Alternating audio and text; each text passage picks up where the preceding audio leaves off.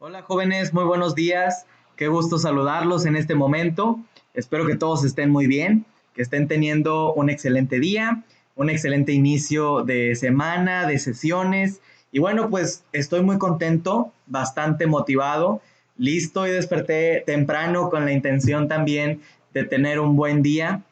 Y siempre debemos tener esa mentalidad y esa actitud positiva de que nos va a ir bien, de que vamos a estar sobrellevando, ¿verdad? Todas las cosas, superando las pruebas, saliendo adelante de cualquier obstáculo, de cualquier situación que de pronto se nos quiera interponer. Siempre debemos tener esa actitud de que vamos a poder y vamos a poder con más. Así que bueno, pues hoy, como cada semana, les presentaré lo que es su temario. Vamos a estar estudiando las tendencias internacionales en materia de política educativa.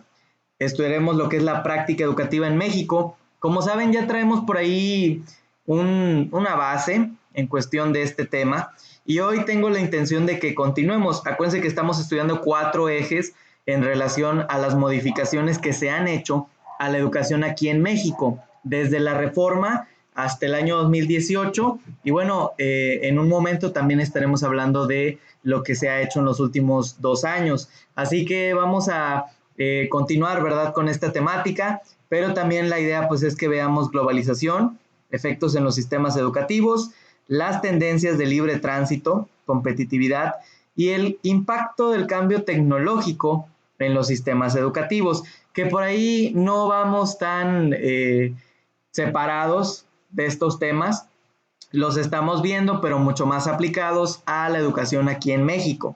Recuerden que en base a lo que ya traemos, nos dimos cuenta que al menos aquí la educación sufrió una transformación con la intención de que pudiera adaptarse a la realidad de cada estado y a la realidad de cada plantel educativo, ya que no todos tenían las mismas posibilidades ni podían a lo mejor abastecer los mismos recursos. Entonces, ¿qué sucede? Se les otorga una autonomía curricular y eso fue lo primero que vimos, cómo hizo una adaptación del currículo en torno a las necesidades educativas de cada plantel. Pero hoy nos vamos a enfocar en otra área que es también muy importante. Son realmente 4 áreas por ahí que vamos a estar estudiando y hoy vamos por la segunda. El objetivo que tenemos pues es de manera general analizar las tendencias y fundamentos de política educativa, de organismos nacionales e internacionales de educación que inciden en el sistema educativo mexicano. De forma particular, conocer e identificar las características políticas y administrativas de la educación en México. De forma específica, comparar las políticas educativas nacionales e internacionales. Identificar los organismos que regulan e intervienen en la educación en México. Y saben, me doy cuenta que todo lo que hemos estudiado va acorde al contenido de la materia. Iniciamos con una base donde conocimos, a ver, qué es la política educativa, cómo hemos llegado a este punto, cómo hemos establecido esta democracia en cuestión educativa y ya a partir de ahí también nos dimos cuenta qué es lo que se espera, cuál es la intención de llevar a cabo una práctica, qué es la práctica en sí, cuál es la diferencia entre el pensamiento pedagógico, la práctica, dónde quedan las decisiones políticas o las intervenciones administrativas y ya llegamos a más o menos ese punto en el cual estamos viendo a ver qué es lo que se hace por parte de la política y la administración y cómo interviene en la práctica que nosotros tenemos, porque si bien nos damos cuenta que en años anteriores se habían cometido errores en cuestión de las decisiones políticas y administrativas. Se buscaba estandarizar lo que era la praxis, pero se dieron cuenta que no todos los planteles tenían la posibilidad de cumplir con la demanda del sistema.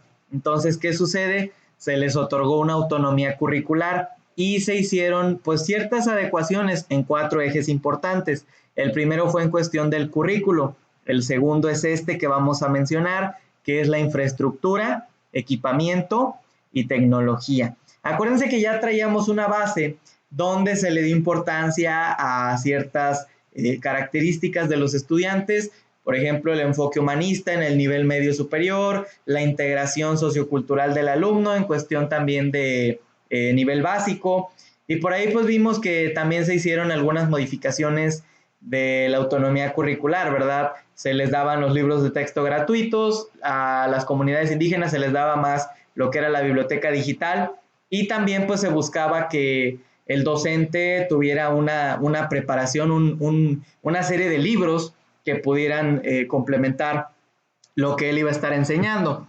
Para esto pues también se les dio a las escuelas la oportunidad de que ellos decidieran qué podían ver, qué contenidos hasta cierto punto pues eran necesarios, relevantes donde ellos estaban, y no se les obligó, pero sí se buscaron estandarizar algunas cosas. O sea, no crean que los planteles eligen completamente su plan de estudio, sino que la Secretaría, pues por medio de una evaluación con un organismo que se conoce como el INE, plantea, ¿verdad? Que bueno, te doy una autonomía, te doy la posibilidad de que trabajes en ciertas áreas, pero tienes que cumplir con estos contenidos académicos porque son necesarios en los demás niveles de educación, lo cual también espero que ya haya quedado claro que hay 3 niveles solamente, que es básica, medio superior y superior.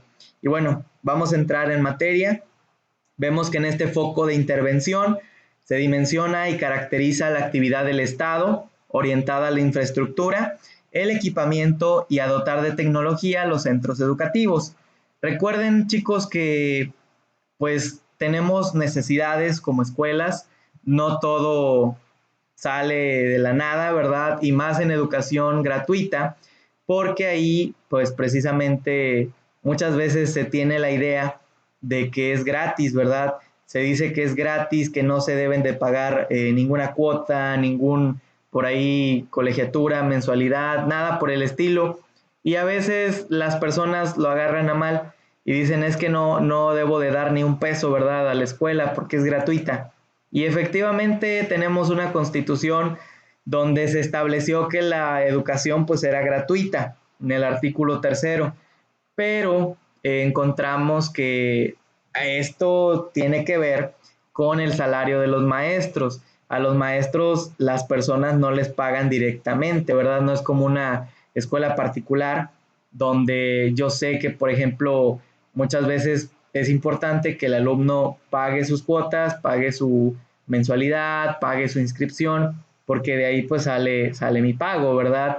Inclusive he trabajado en lugares donde es parte de mis funciones recordarles a los jóvenes que tienen que pagar.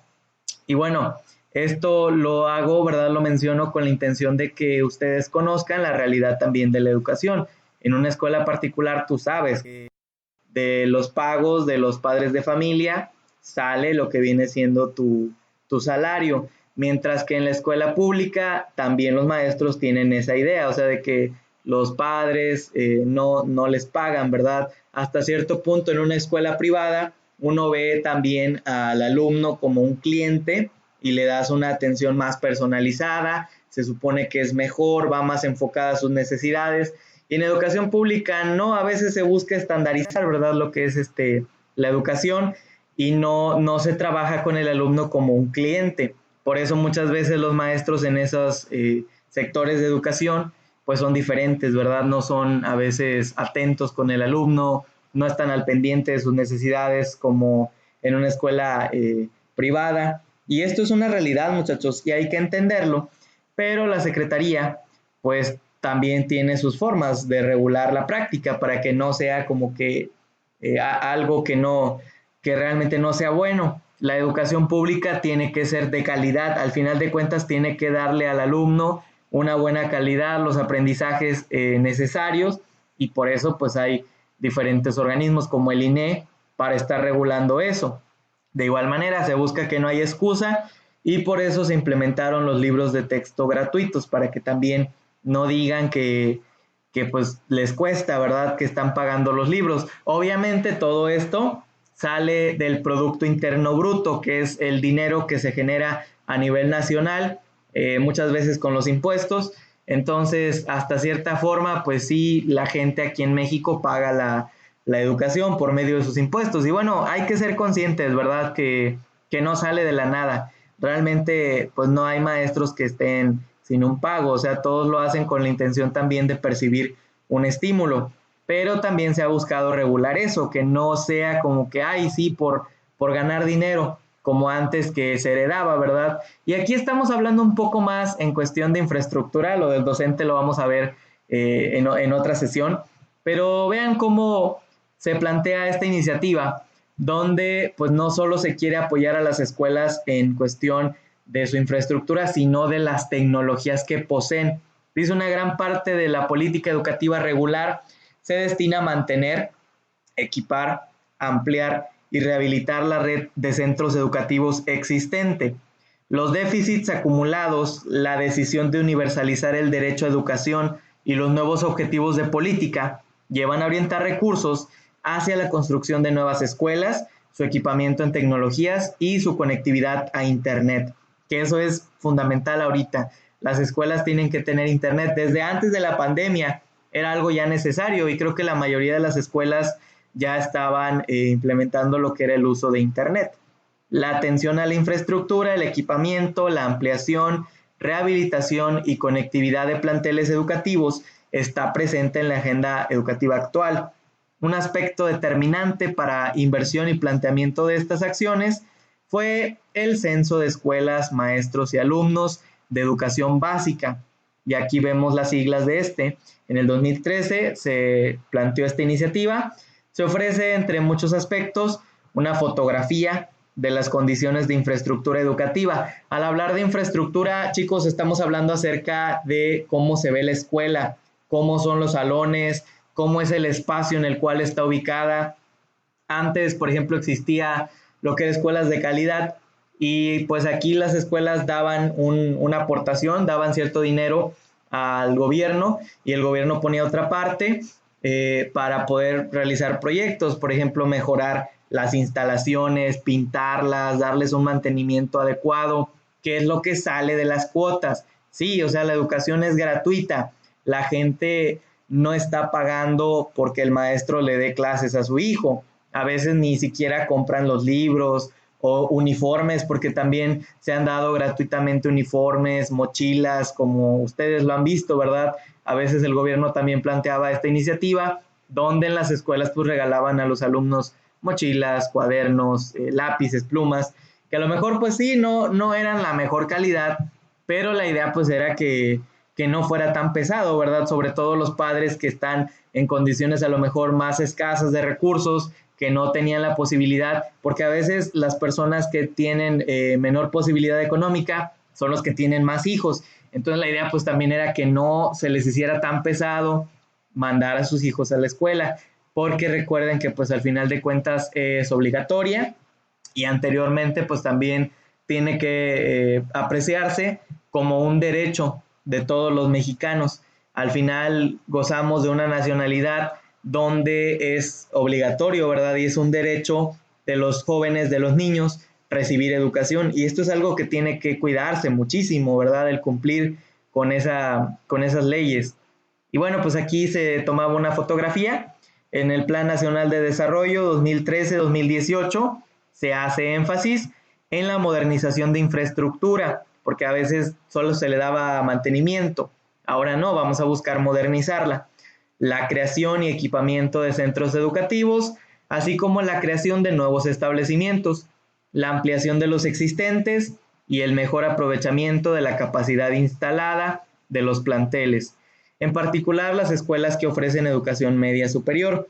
El Programa Sectorial de Educación 2013-2018, en sus objetivos 1 y 2, pone en acento la ampliación, mejoramiento y equipamiento de las escuelas que ofrecen este nivel de educación.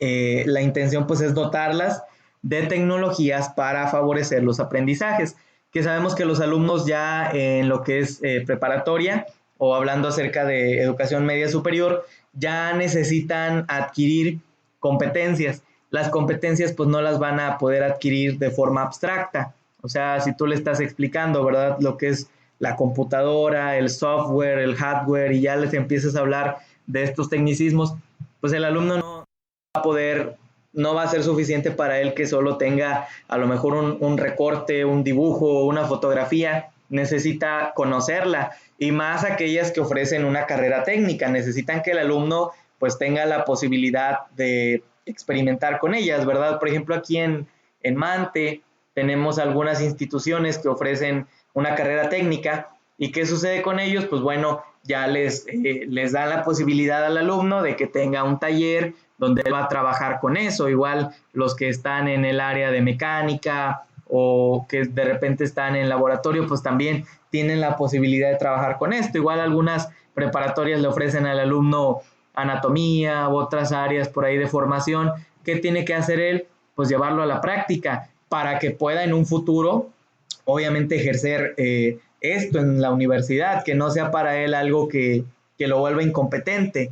Y eso es lo que se busca en el nivel medio superior. Por eso se dice que se le da un énfasis especial, porque de aquí el alumno brinca a un nivel donde tiene que saber hacer las cosas. Uno no llega a la universidad en ceros, o sea, la idea es que ya tengas una base de lo que vas a estar haciendo el resto de tu vida, porque ya a partir de ahí, o sea, ya toda la formación es continua. Cuando terminas la universidad, pues lo ideal es que salgas al campo laboral y puedas encontrar un espacio. De hecho, hay escuelas donde la idea pues es que hagas unas prácticas profesionales, un servicio social, con la idea de que pues tú terminando tu bachillerato o incluso en curso de el final de tu bachillerato, tú puedas ya empezar a posicionarte en el mercado laboral. Y hay personas que sí han logrado esto, han logrado posicionarse, porque al menos en la universidad así es. Cuando tú estás haciendo tus prácticas o servicio, la intención es que ya te quedes ahí donde lo hiciste. Pero bueno, a veces no lo vemos así, ¿verdad? A veces nos falta la competitividad. Pero la idea de estos programas, pues era que los alumnos pudieran involucrarse con las tecnologías, que puedan tener un mejor espacio para que por medio del mejoramiento de la infraestructura, también ellos tuvieran una mejor experiencia de aprendizaje. En su tramo obligatorio, el sistema educativo mexicano, y esto está buenísimo porque es algo que antes no se hacía. Está conformado por 246.400 escuelas.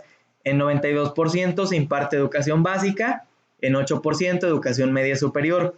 Alrededor de 11% de los centros educativos preescolar y primaria es indígena. En el nivel preescolar, 20% de la oferta es comunitaria. En nivel primaria, el peso de la oferta comunitaria se reduce a la mitad. En nivel secundaria, 48% de la oferta del servicio educativo es a través de telesecundaria. 8.5% es comunitaria y menos de 1% es para trabajadores. Entre los desafíos más importantes que enfrenta la política educativa mexicana se encuentran las carencias persistentes de espacios educativos básicos y su concentración en servicios destinados a las poblaciones socialmente rezagadas. A modo de ejemplo, se puede mencionar que 11% de los centros escolares de nivel preescolar, 9% del nivel primaria, 6% del nivel secundaria y 3% de educación media superior no tienen sanitarios. En escuelas indígenas y comunitarias, las brechas oscilan entre 11 y 15 puntos porcentuales en perjuicio de la oferta indígena y comunitaria. En el caso de la educación media superior, los telebachilleratos son los más rezagados. Una tendencia similar, con algunas pocas excepciones, se observa respecto a las carencias de otros espacios educativos básicos, como canchas deportivas, áreas de juego infantil y laboratorios de ciencias. Y vean, chicos, esto que les comento es algo que me llamó mucho la atención y consideré que era muy válido presentarlo el día de hoy, porque cuando, bueno, a lo mejor ustedes no tienen mucha noción de, pero hubo un tiempo en el cual la secretaria de Educación no fue Esteban Moctezuma, ¿verdad? Que era lo que estábamos hablando hace unos días, que quién era el secretario actualmente de Educación, es Esteban Moctezuma Barragán. Estuvimos hablando de hace tiempo, la persona que estaba al frente, ¿verdad? De los docentes, quien era una de las principales representantes, pues era el Bester Gordillo. ¿Qué sucedió con el Bester Gordillo? Este personaje sucede que tuvo una muy mala administración de lo que eran los docentes, el recurso de los docentes, todo lo que sucedió realmente en educación estuvo muy turbio porque no sabían cuántas escuelas había, ni cuántos maestros había. O sea, esto que nos están presentando, estas estadísticas no existían durante el tiempo que el Bester Gordillo estuvo representando, ¿verdad?, a los docentes. Inclusive los recursos económicos pues no llegaban a los estados. Y sucedió, ¿verdad?, que ustedes pueden analizar por ahí una entrevista. De hecho, me gustaría que lo vean, posiblemente se los anexe por ahí, pero ella, o sea, de plano no sabía explicar, ¿verdad?, qué sucedía con los recursos, ni con las escuelas, ni nada. Fue una persona que no tuvo una buena administración, y la idea de estos programas o de estas iniciativas pues era que se supiera, o sea, cuántos docentes hay, incluso cuántas vacantes hay, porque a veces las escuelas no tienen maestro y, o sea, la idea pues es que alguien cubra esa vacante. Por eso, cada que se lanza un concurso de oposición, se presenta también un mapa donde se dice, a ver, aquí es donde hay, donde no hay docentes, aquí es donde hay a lo mejor plazas, donde puedes tú trabajar, y pues ya, o sea, nacionalmente se sabe cómo están las cosas, antes no. En relación con la incorporación de las TIC a los procesos de enseñanza y aprendizaje, se observa que solo una tercera parte de las primarias públicas cuentan con al menos una computadora para uso educativo, mientras en las primarias privadas esta incorporación incrementa a 85%. Por su parte, 48% de escuelas primarias, 56% de secundarias públicas y 70% de educación media y superior cuentan con conexión a Internet. Y bueno, pues sabemos que también es necesario, a lo mejor no siempre para el alumno, pero el personal administrativo pues sí necesita lo que es Internet para capturar calificaciones y otros datos correspondientes. Por ahí yo creo que la intención de esto es que el alumno goce de Internet para que pues pueda realizar diferentes actividades con las cuales tenga una mejor experiencia. Se me hace muy impresionante el hecho de que algunas escuelas no tenían ni baños. Y es que yo creo que las escuelas públicas siempre se caracterizan por eso, ¿no, chicos? Que los baños no están en las mejores condiciones o a veces no tienen lo que ofrecen otro tipo de baños en escuelas privadas. Incluso, o sea, yo les soy sincero, hay escuelas privadas donde los baños pues no están en las condiciones más favorables. Obviamente el gobierno a quien apoya pues es a las escuelas públicas. A ellos les ofrece todo este kit de apoyo, de programas, va enfocado hacia ellos porque las escuelas privadas generalmente pues gozan de una autonomía e incluso tienen ciertas leyes con las cuales pues ellos tienen que cumplir ante la Secretaría y demostrar que son idóneas para estar trabajando. Por ejemplo, en básica, creo que tienen que tener al menos 8 alumnos, 7 alumnos para que pues, puedan trabajar con un grupo, porque si no cumplen con este criterio, no se abre, ¿verdad? Tienen menos de, no pueden tener ese grupo. Incluso yo llegué a laborar en una institución donde pues era básica, era primaria y preescolar, y los grupos de primaria estaban juntos, por ejemplo, tenían primero con segundo, tercero y cuarto, y quinto y sexto también estaban juntos, eran como si fueran solo 3 grupos. ¿Por qué era esto? Pues porque no tenían la suficiente cantidad de alumnos, la demanda no era suficiente para poder estar laborando con un grupo. Y, o sea, esto está también interesante porque no son los únicos que les piden un número de alumnos. La Secretaría de las Escuelas Públicas también les pide. Yo pensaba que solo en escuelas privadas se hacían campañas, promoción y se andaba presentando expos o cosas con la intención de ganar alumnos, pero no, en la educación básica también se hace porque sí tienen que tener una demanda. Si no tienen la demanda de alumnos que pide la Secretaría, no pueden estar laborando con ese grupo y pues ahí el problema es directamente para el docente, ¿verdad? Que a lo mejor decimos, pues le pagan, sí, le siguen pagando porque no le paga la escuela, pero si no hay ese grupo, obviamente lo van a mover y eso es lo peligroso del Estado, o sea que te puede mover a cualquier zona, no vas a irte a donde tú quieras, ¿verdad? Ya a lo mejor si tienes una palanca, una relación fuerte, pues de pronto podría ser, pero aún así ahorita con las reformas educativas y laborales que hay, está pesado, o sea, no es tan fácil que se pueda mover a un docente, incluso que una persona entre al sistema no es tan sencillo. La mayor parte del presupuesto destinado a infraestructura, equipamiento y tecnología educativa está compuesta por recursos financieros que la Federación entrega a los estados. La proporción de estos recursos que aportan los estados y municipios es variable y difícil de cuantificar, pero hay certeza de que es considerablemente menor que a la que aporta la federación. La ejecución de estos fondos la lleva a cabo en casi su totalidad las autoridades de los estados. El Instituto Nacional de Infraestructura Física Educativa, aquí lo vemos, es un organismo federal con fuerte incidencia en el proceso de ejecución de fondos destinados a infraestructura. En 2008 se sancionó la Ley General de Infraestructura Física Educativa. En su artículo 15 se establece la creación del INIFED como un organismo público descentralizado de administración pública federal. Es un organismo con facultad normativa que brinda asistencia técnica y certifica la calidad de la infraestructura física educativa del país. Participa en el proceso de elaboración de normas y especificaciones técnicas, elabora guías operativas y supervisa las obras que ejecutan las entidades federativas con recursos federales. Así que, si se dan cuenta, ya apareció otro organismo nacional por ahí de educación, que es este, INIFED, pero si se dan cuenta también, o sea, la intención, al igual que el INE, es regular. No nada más se va a encargar de que la gente, por medio a lo mejor de un fondo federal, goce de los recursos, ¿verdad?, que se implementan en las escuelas, sino que también va a checar que la calidad sea idónea.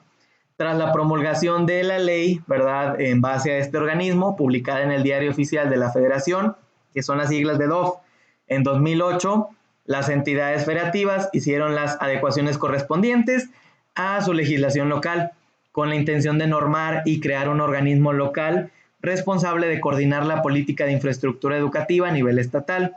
El Fondo de Aportaciones Múltiples, FAM, es su componente de infraestructura educativa, es desde su creación en 1998 la fuente de financiamiento más importante con la que cuentan las entidades federativas para operación de proyectos de construcción, rehabilitación, mantenimiento y equipamiento de centros educativos. Y aquí tienen que aprender todo esto, tenerlo en mente, chicos, porque sí es necesario. El programa de Escuelas al 100. En 2015, el gobierno federal diseñó el programa Escuelas al 100, una estrategia financieramente innovadora que genera un esquema de potenciación de recursos de fondo hasta el 25% mediante la colocación de certificados de infraestructura educativa nacional en la Bolsa Mexicana de Valores. El programa Escuelas al 100 forma parte de la estrategia denominada Escuela al Centro del nuevo modelo educativo, y el propósito que tiene es construir y rehabilitar espacios de calidad en 33,000 escuelas de educación obligatoria en el periodo 2015-2018. Para lograrlo, dispone en su diseño mecanismos para selección de escuelas con mayores rezagos en materia de infraestructura, así como la definición de 8 componentes prioritarios y secuenciales de atención. El primero, pues, es seguridad estructural y condiciones generales de funcionamiento. Segundo, servicios sanitarios.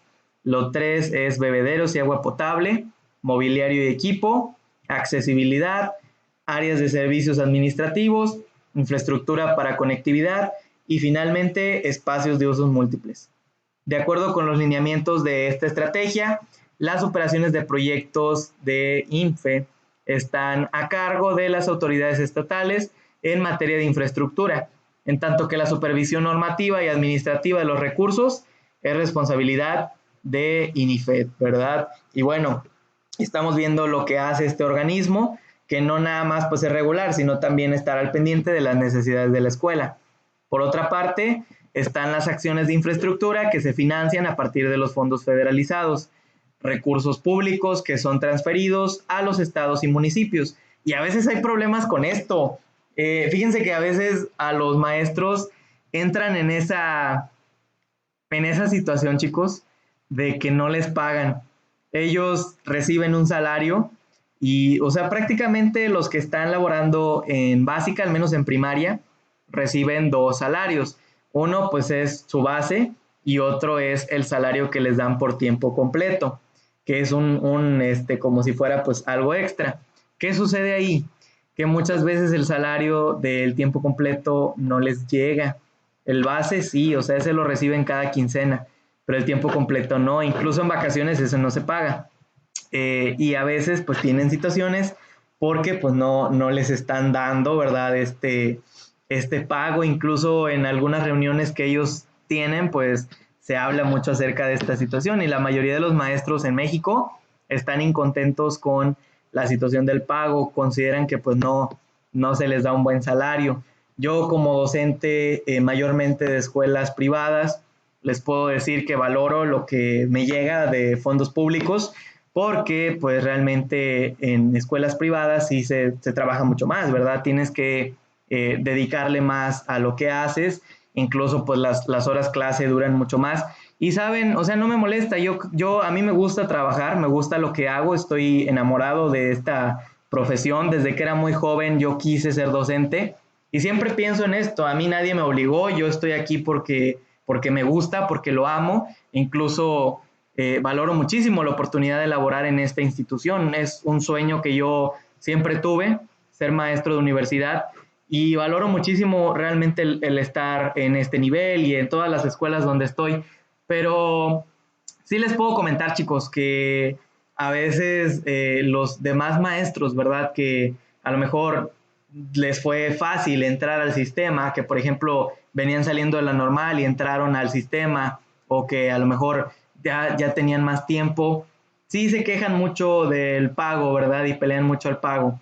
Entonces, yo les puedo recomendar que no lo vean como algo con lo cual ustedes van a estar lucrando, traten de, pues, ganarse, o sea, cada peso de su salario, no lo vean así como que, ay, o sea, me tienen que pagar nada más por dar clase, ¿no? O sea, es algo que conlleva un proceso desde el momento que planeas, desde el momento que estás generando las actividades de tu grupo.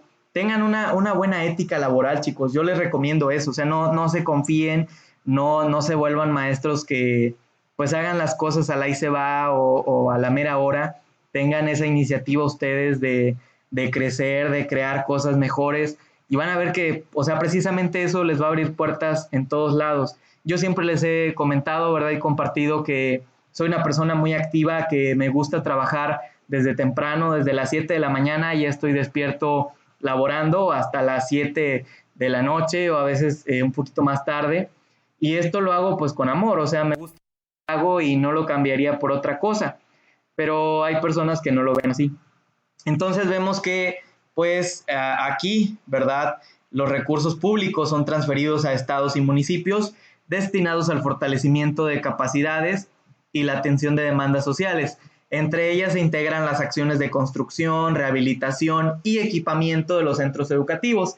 El uso de estos recursos es heterogéneo en las diferentes entidades federativas. Algunos programas presupuestarios se orientan en su totalidad a infraestructura educativa. Otros, en cambio, tienen a este foco como uno de sus componentes. La mayor parte de fondos federalizados los ejecutan las autoridades educativas locales de las entidades federativas, aunque otros son ejecutados por comunidades escolares locales y operaciones por el INIFED. El programa Escuelas de Tiempo Completo y el programa para Inclusión y Equidad Educativa también aportan recursos para infraestructura, equipamiento y tecnología. Estos recursos son ejecutados por autoridades educativas de las entidades federativas. El programa de expansión de la oferta educativa de educación media superior y superior y el programa Reforma Educativa entregan recursos a comunidades escolares para atender las carencias físicas de centros educativos de gestión estatal, de educación básica y dotarlos de tecnologías. La unidad ejecutoria de estos fondos es INIFED, una parte de las aportaciones federales para entidades federativas y municipios ramo 33 y provisiones salariales y económicas ramo 23 proviene de recursos que las autoridades locales de las entidades federativas y municipios destinan a infraestructura, equipamiento y tecnología de centros educativos. Y bueno, pues aquí estamos viendo, ¿verdad?, qué es lo que se hace generalmente. No es como que solo le den dinero a las escuelas, se hace un análisis. También la escuela a veces tiene que cumplir con ciertos requisitos para poder entrar a estos programas y hay directores que son muy activos y hay otros que no. Por eso dice que se ve heterogéneo, o sea, porque no es algo que sea igual para todas las escuelas. ¿Por qué es así? Porque hay escuelas que son muy activas, que están laborando constantemente, trabajan en la promoción, los directores también están muy al pendiente y hay otras que no, ¿verdad? Son mucho más light. Y pues también ahí se ve la disparidad en cuestión de recursos, pero bueno, eso lo estaremos viendo más adelante. Traigo en esta semana un tema buenísimo. donde vamos a analizar lo que es el Producto Interno Bruto y su distribución en México. Así que permítanme, ¿verdad? Por hoy vamos a finalizar con esta temática. Espero que les haya gustado, que hayan aprendido y que realicen las actividades correspondientes. Les deseo a todos un excelente inicio de semana y nos vemos la próxima.